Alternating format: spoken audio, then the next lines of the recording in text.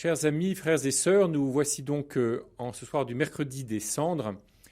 Nous commençons ensemble notre carême et les méditations vont vous accompagner, nous accompagner tout au long de ces 40 jours et un peu plus, jusqu'à la Semaine Sainte et jusqu'au Triduum pascal. 40 jours donc qui vont nous conduire à Pâques, 40 jours pour nous fortifier d'une certaine façon, mais surtout pour nous permettre de nous disposer à la grande joie de la résurrection. Les 4 premiers jours, mercredi, jeudi, vendredi et samedi, forment une sorte de porche introductif, et avant que les différentes semaines de carême ne se déroulent, dimanche, premier dimanche de carême, à la basilique Saint-Remi, j'aurai la joie d'appeler les catéchumènes de notre diocèse pour qu'ils se préparent ultimement afin d'être baptisés dans la nuit de Pâques. Alors, dans le carême, il y a au moins 2 grands aspects. L'aspect du combat spirituel ou de l'entraînement au combat spirituel pour chacun d'entre nous. Et puis, l'autre aspect, c'est la sanctification globale de l'Église pour qu'elle soit prête le jour de Pâques à accueillir les nouveaux baptisés, que ceux-ci puissent être engendrés à la vie nouvelle dans la mort et la résurrection du Christ, et puis participer vraiment avec nous à la sainteté de l'Église. Alors pour cela, frères et sœurs, entrons dans notre temps de prière, au nom du Père et du Fils et du Saint-Esprit. Amen. Et avec la liturgie de ce jour, prions.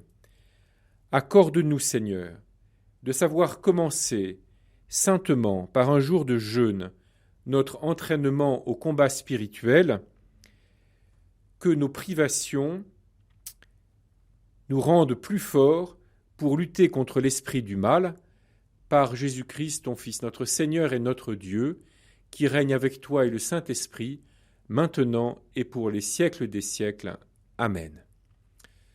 Certains d'entre vous, frères et sœurs, auront sans doute déjà reçu les cendres, puisque cette situation de couvre-feu ne nous permet pas de célébrer des messes au-delà de 18 heures. Donc la plupart des messes ont eu lieu ce matin, ou bien à 16h ou 16h30, je suppose, cet après-midi. Donc la plupart d'entre vous ont sans doute reçu les cendres.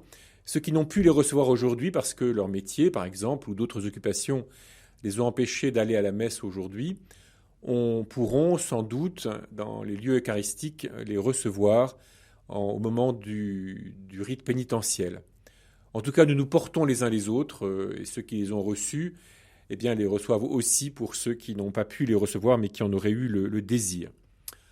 En recevant les cendres, nous avons pu entendre 2 phrases. « Souviens-toi que tu es poussière et que tu retourneras à la poussière » ou bien « Convertissez-vous et croyez à la bonne nouvelle ». La première phrase peut-être nous surprend un peu. Nous n'aimons pas beaucoup qu'on nous rappelle que nous sommes poussière. C'est une phrase que Dieu dit à Adam, en tout cas à l'homme, qui s'appelle encore Adama, le terreux, au début du livre de la Genèse. À l'homme donc qui a péché, Dieu dit qu'il va travailler la sueur de son front jusqu'à ce qu'il meure et qu'il lui dise qu'il sera enterré, donc tu es poussière et tu retourneras à la poussière. Il me semble que quand nous entendons cette phrase dans la liturgie, il faut que nous ayons une sorte de sursaut et que nous disions « mais non, je ne suis pas poussière, je ne suis pas que poussière et je ne suis pas fait pour retourner à la poussière ». Précisément, toute l'action de Dieu qui nous est racontée dans la Bible, toute l'action de Dieu dans l'Ancien et le Nouveau Testament consiste à faire des hommes qui sont tirés de la terre, Adama, la terre, à en faire des êtres faits pour la résurrection, faits pour la plénitude de la vie. Seulement, nous ne devons pas ce passage à nous-mêmes, mais nous devons ce passage au Christ Jésus, à lui qui est devenu poussière avec nous, jusqu'à entrer dans le tombeau, mais il ne va pas se décomposer. Sa puissance de vie, en quelque sorte, sera plus forte que toute mort. Nous avions eu l'occasion l'année dernière, en plein confinement, au moment où nous approchions de Pâques, de méditer sur le fait que Jésus, dans sa résurrection, se montre plus fort que tout confinement. Eh bien, aujourd'hui, nous pouvons le dire, nous sommes plus forts que toute dissolution en poussière. Chacun de nous est appelé à la vie pleine et entière avec Dieu. Et c'est cela qui donne du sens au combat spirituel, c'est que nos vies ne sont pas simplement un enchaînement de nécessités, Mais nos vies sont un enchaînement, en tout cas une succession d'actes dans lesquels nous nous engageons et par lesquels nous essayons de devenir davantage nous-mêmes. Et c'est un premier point que je vous propose au début de ce carême, que dans ce temps de carême, nous veillons à faire de nos journées une succession d'actes et pas simplement un enchaînement de nécessités.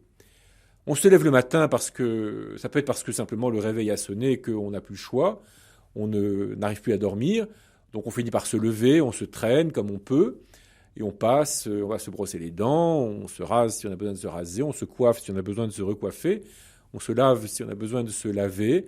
Mais voilà, les gestes s'enchaînent mécaniquement jusqu'au moment où on se retrouve, qui dans son bureau, qui devant son ordinateur, qui à l'école, qui dans sa cuisine, selon les tâches que nous avons à faire les uns ou les autres.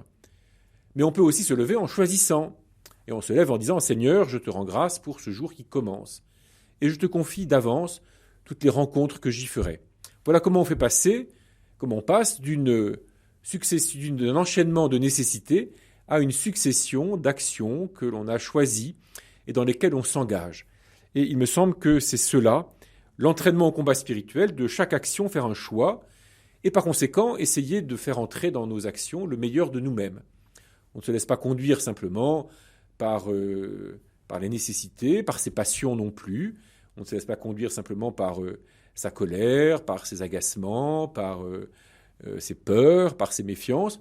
On essaie d'investir dans ces actes le meilleur de nous-mêmes. Alors écoutons justement l'Évangile, écoutons ce que en ce jour le Seigneur Jésus a à nous dire. Évangile de Jésus-Christ selon saint Matthieu, chapitre 6, versets 1 à 18. Comme les disciples s'étaient rassemblés autour de Jésus sur la montagne, il leur disait : « Si vous voulez vivre comme des justes, évitez d'agir devant les hommes pour vous faire remarquer. Autrement, il n'y a pas de récompense pour vous auprès de votre Père qui est aux cieux. Ainsi, quand tu fais l'aumône, ne fais pas sonner de la trompette devant toi, comme ceux qui se donnent en spectacle dans les synagogues et dans les rues pour obtenir la gloire qui vient des hommes. Amen, je vous le déclare, ceux-là ont touché leur récompense. Mais toi, quand tu fais l'aumône, que ta main gauche ignore ce que donne ta main droite, afin que ton aumône reste dans le secret. Ton Père voit ce que tu fais en secret. Il te le revaudra. Et quand vous priez, ne soyez pas comme ceux qui se donnent en spectacle. Quand ils font leur prière, ils aiment à se tenir debout dans les synagogues et les carrefours pour bien se montrer aux hommes. Amen, je vous le déclare, ceux-là ont touché leur récompense. Mais toi, quand tu pries, retire-toi au fond de la maison, ferme la porte et prie ton Père qui est présent dans le secret. Ton Père voit ce que tu fais en secret, il te le revaudra. Et quand vous jeûnez, ne prenez pas un air abattu comme ceux qui se donnent en spectacle. Ils se composent une mine défaite pour bien montrer aux hommes qu'ils jeûnent. Amen, je vous le déclare, ils ont touché leur récompense. Mais toi, quand tu jeûnes, parfume-toi la tête et lave-toi le visage. Ainsi ton jeûne ne sera pas connu des hommes, mais seulement de ton Père qui est présent dans le secret. Ton Père voit ce que tu fais en secret, il te le revaudra. 2 points à propos de cet évangile. Le premier, donc, Jésus nous invite à l'aumône, à la prière, au jeûne. En fait, il reprend des prescriptions qui sont dans la vie juive tout à fait ordinaire. La vie des Juifs du temps de Jésus est rythmée par des temps où l'on fait l'aumône, des temps de prière évidemment, et des temps aussi de jeûne. Et ils sont éventuellement même assez nombreux, ces derniers. Nous comprenons assez facilement ces gestes religieux comme des privations. Faire l'aumône, c'est se priver de quelque chose en faveur d'un autre. Jeûner, c'est se priver de nourriture. Et prier, en tout cas, c'est se priver de faire autre chose que de s'arrêter et de se tourner vers Dieu.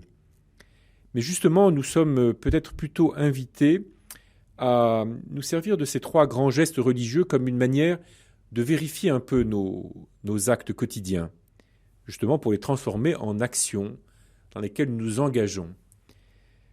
Voilà, l'aumône. Et l'aumône vient nous obliger à nous interroger sur la manière dont nous possédons nos biens et notre rapport avec nos biens. Et puis aussi notre rapport aux autres. Comment est-ce que je regarde les autres ? Est-ce que je suis capable de donner, de partager ?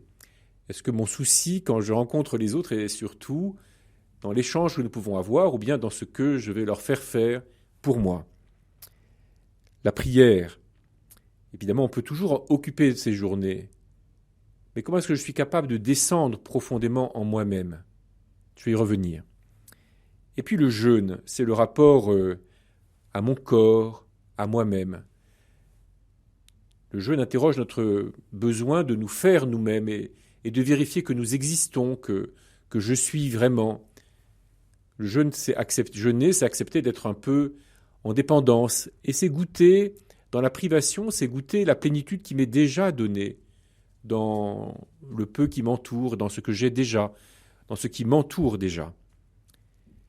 Voilà, nous pouvons, à partir de ces 3 gestes, regarder un peu tout ce qui, nos gestes les plus ordinaires et nous demander comment nous pouvons les rendre plus libres, moins dépendants de la nécessité, mais plus en faire des moments choisis, des moments où nous donnons, que nous choisissions de donner, des moments où nous prions, que nous choisissions de prier, et dans les moments où nous jeûnons, que nous choisissions de goûter le peu que nous mangerons, que nous prendrons, que nous boirons, mais d'en profiter pour goûter vraiment ce que nous faisons.